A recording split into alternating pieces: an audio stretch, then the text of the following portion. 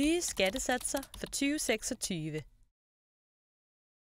Med den nye skattereform indføres en mellemskat, topskat og top-topskat. Skatterne beregnes af din personlige indkomst minus arbejdsmarkedsbidraget på 8%. Din personlige indkomst består f.eks. af løn, honorarer, dagpenge og pension. Du skal betale mellemskat, når du har en indkomst på 641.200 kroner. Mellemskatten er på 7,5%. Du skal betale topskat, når du har en indkomst på 777.900 kroner. Topskatten er også 7,5%. Er din indkomst over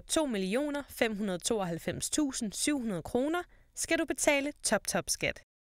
Top-topskatten er på 5%.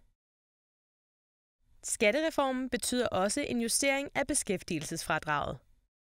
Beskæftigelsesfradraget forhøjes til 12,75% af din AM-bidragspligtige indkomst, dog maks 63.300 kroner. Beskæftigelsesfradraget for enlige forsørgere er 11,5%, dog maks 50.600 kroner. Som noget nyt indføres et ekstra beskæftigelsesfradrag til seniorer.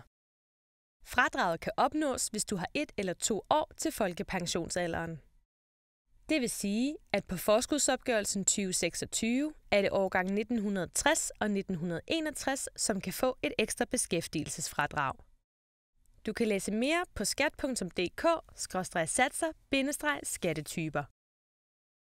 Har du brug for hjælp til konkrete forhold, kan du chatte med os på skat.dk/forskud eller ringe til os på 72 22 28 28.